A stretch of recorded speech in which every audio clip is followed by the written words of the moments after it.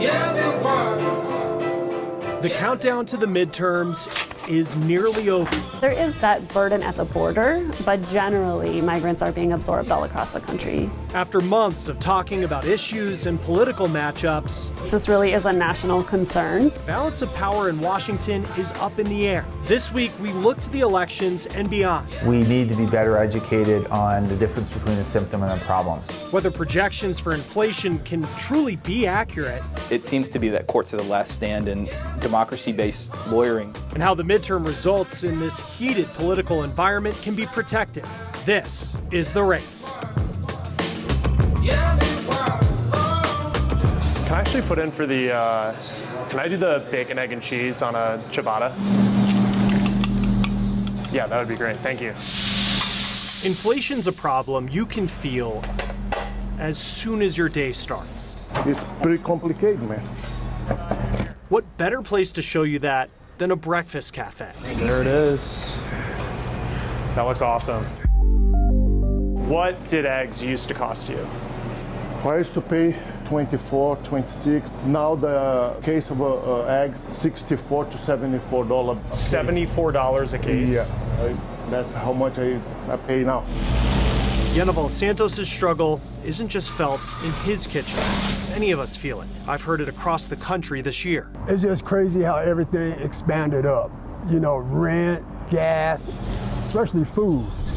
Not sure that you're going to get more for your wheat when you sell it. How have gas prices been out there for you? It's really hard to get to like the longer term fix when people are living in these circumstances. I wanted to get an answer on what it would take for inflation to go down. College business professor Jack Buffington doesn't just look at the prices we pay as consumers, but the costs that pile up, stretching all the way to the source of many of the items we buy. We need to be better educated on the difference between a symptom and a problem. He says one thing not being talked about enough, how a long-term approach to a healthy economy is stronger than short-term efforts like COVID stimulus money. Do you address these problems short term, where you're just pumping money or reducing rates, or do you focus on a long-term investment approach? And I think that's the challenge, is that we keep ping-ponging back and forth. He says we can't measure success in stabilizing the economy, such as when prices on eggs drop, though he knows that's tempting.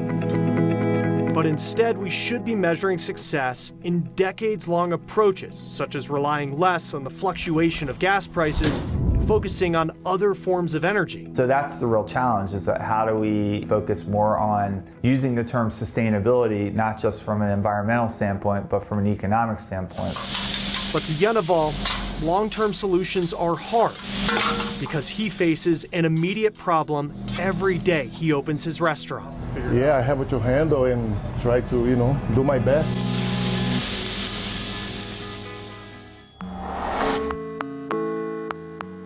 Lauren Castile, President and CEO of the Women's Foundation of Colorado. Black women came into this country as property for the purpose of profit for others. That's one of the things that underlies this issue that we're facing today. Lauren has been fighting for equal pay for Black women her whole career. In fact, I not only had lower pay rates, but also those lower pay rates followed me over the context and the course of my career. I had the really great privilege to move into philanthropy in 1990. And that, again, helped me to better understand community needs. The U.S. Census reports that on average, Black women were paid 58% of white non-Hispanic men were paid in 2020, which is why nonprofits have dedicated their efforts to creating new laws to close the gender pay gap. The gaps also exist for Latino women and for Indigenous women. What can we do? There are states around the country, Colorado was the first, but also New York, Washington State, and California, that have passed an Equal Pay for Equal Work Act. But the work hasn't stopped there. When the pandemic started in 2020, more than 1 million women went missing from the labor force. For Black women, there were 309,000 missing.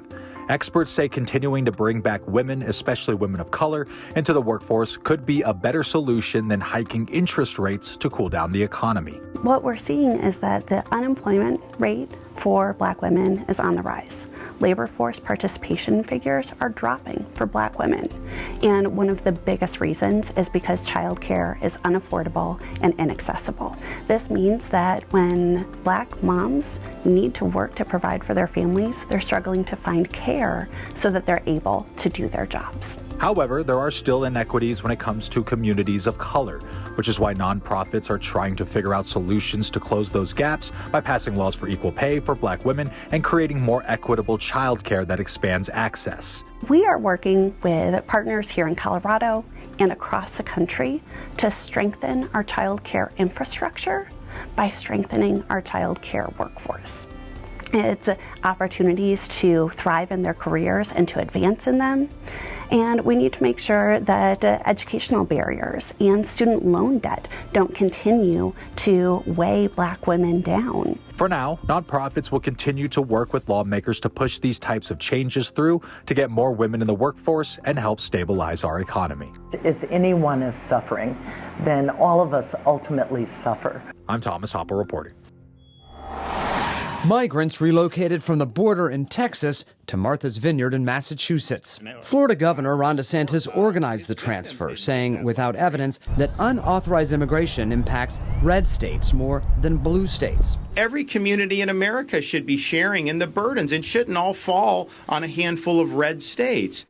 While migrants cross into border states like Texas that are red, researchers have found they often don't stay there for long, heading to different places to link up with promised work, family, and establish immigrant communities. There is that burden at the border, but generally migrants are being absorbed all across the country. This really is a national concern. We found of the estimated 11 million unauthorized immigrants in the U.S., most, 57%, were living in blue states, defined as places with Democratic governors plus Washington, D.C. Fewer undocumented immigrants, 43%, were in red states with Republican governors. Even when we account for population size, we still find that the highest rates of unauthorized immigrants were in blue states, not red states. Our analysis uses research from the Migration Policy Institute that models where unauthorized immigrants likely live. The group relies on government data, but those figures haven't been updated since 2019. So we also examine recent requests for asylum filed in state immigration courts from numbers compiled by Syracuse University. It's one way to get a rough sense of where migrants seeking refugee status are going. They can ask for asylum as protection against removal.